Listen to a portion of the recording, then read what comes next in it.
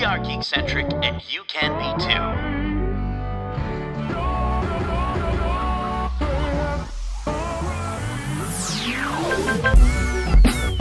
Love ya. Laters. Bye. Get home safe, guys. Peace.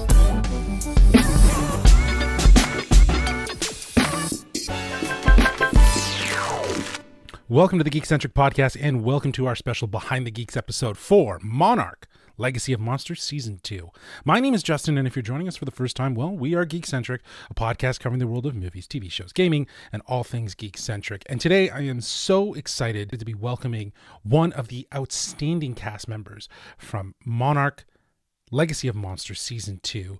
We are joined by Takehiro Hira, who plays Hiroshi Randa in Monarch, Legacy of Monsters. Hiroshi is a deeply complex character caught between his work with Monarch, his family, and the weight of his past, serving as a bridge between the organization's origins and its present-day story. Takehiro has delivered incredible performances across film and television with standout roles in projects like Shogun and Gran Turismo, and most recently in Rental Family starring Brendan Fraser. In this conversation, we talk about bringing Hiroshi's layered story to life, exploring themes of legacy and sacrifice, and what it means to play a character who connects Monarch's past and present. Monarch, Legacy of Monsters Season 2 is streaming now on Apple TV, and a huge thank you to our friends at Apple for setting us up with this interview. Now, a couple quick disclosures. First, this conversation does include spoilers for Season 2. So if you're not caught up yet, then maybe you want to come back to this episode once you are caught up on the most recent episodes. Also, this interview was recorded a couple weeks back. I believe it was just after the release of episode 5. So keep that in mind as we dive into this conversation, but it's a good one. I'm so humbled to have the opportunity to talk to Takehiro, who's an absolute outstanding actor. So it was just such an honor to have the chance to talk to him. Of course, if you want to watch this interview, it is available on our YouTube channel at youtube.com/geekcentric. There will be a link in the show notes as well. Keep in mind, we have a ton of other great episodes out right now for you to enjoy, like our spoiler-free reviews for The Boys Season 5, episodes 1 to 6, Star Wars Maul Shadow Lord, episodes 1 to 8, the Super Mario Galaxy movie, and Invincible Season 4, episodes 1 to 6. We also have some great interviews out for you to enjoy, both on podcast feeds and on our YouTube channel at youtube.com/geekcentric, like our most recent Behind the Geeks interview with some of the cast from The Testament, based on the novel by Margaret Atwood.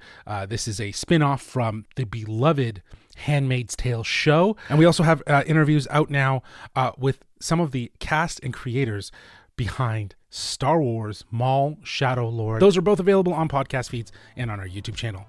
All right, that's enough of that. Let's get to this interview. Please welcome to the Geekcentric podcast, Takehiro Hira.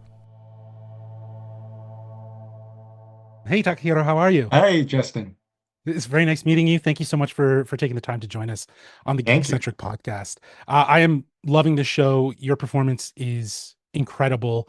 I want to kind of talk about Hiroshi and just, you know, he's such a layered character. He's a brilliant Monarch scientist, but also a father that carries a lot of guilt and secrets. How did you approach balancing those two sides of him, especially knowing where his story ultimately leads to? I guess Hiroshi is someone who can't really balance those things. He's trying to, but he can't really. And he's a great scientist. But when it comes to problems with his family or dual family, one in Japan and one in the U.S., there's no reasonable, plausible, explanation that people can understand. He's trying to make sense out of that, but when he's with his mom, he becomes like 5-year-old son, but when he's with Kate and Kentaro, he's the father. He tries to be the father. So I guess there is something tearing apart inside him, I guess. Yeah, and I think it's one of the more relatable characters too. Like, I think that there's, to have that conflict to know what's right and what's wrong but to be on both sides of that. Hmm. And it's again one of those, the human elements, the many human elements in a show that's obviously talking about monsters and so on. The one thing I also love about Hiroshi's character is that he feels very much like a bridge between Monarch's past and present, and it Hmm. is through his family, his work and everything that he's connected to. How do you go about embodying that to help shape the character for yourself? Hmm. I guess there are things he wants to pass on to his kids, Mhm. but there are things he doesn't want to pass on to kids, and he Right. really can decide that on his own, you know? Mhm. So the best thing he can do is to just deal with the problems at hand now, you know, and he didn't expect, for example, Kentaro to uh, to chase him, after his footsteps in Yeah. Monarch or the Gazeta research. But he does that. He ended up doing that. So he can really stop him from doing it because Mhm. it's sort of in his blood, maybe. I don't know. So, Yeah. something he can resist or something it's out of his control. Mhm. So I guess he's trying to just, take it a day at a Each time. step at a time. Yeah, it's that Yeah. it feels like nature versus nurture at times, right? Like Hmm. he might try to nurture and give as much wisdom. And as a father, I can relate to that. I have a daughter, so you want to instill as much, but you also have to understand that those mistakes need to be made on their behalf. Hmm. But you need to embody that in a way that still allows them to fail, but you can hold them up to Right.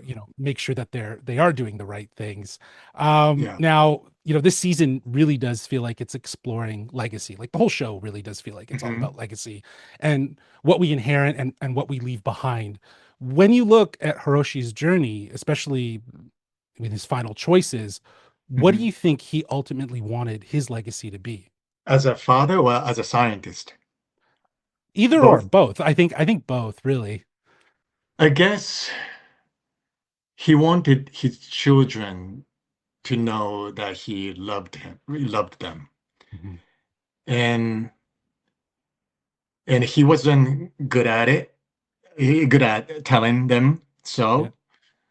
And he knows he wasn't a good father, and he was trying to live his life, trying to fit, trying his best to deal with his demon within himself.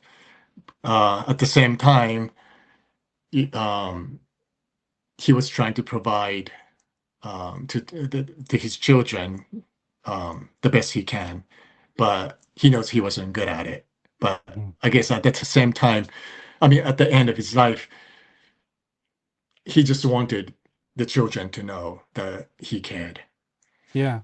Yeah. Yeah, and I also think that there's just such a beauty in the idea of wanting to restore that relationship with his Hmm. family and build Yeah, that, yeah, but also at the same time try to negotiate and figure out how to solve the problem with these monsters that are right, roaming, right? So there's right. to make a better future for his kids in that Yeah, sense as well. So right. but listen, that's my time, and I am so grateful for the opportunity to chat with you.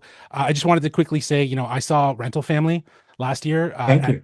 TIFF International Film Hmm. Festival. And it was one of my favorite films, and it was incredible to see such a different side of your work, like one that brought the role so much like nuance and restraint and emotion, very similar to Hiroshi, but just on a different level that was Yeah. extremely relatable. So it's just been such an absolute honor to talk to you. So Thank thank you you so so much for much. joining us. Thank All you. right, have a good one.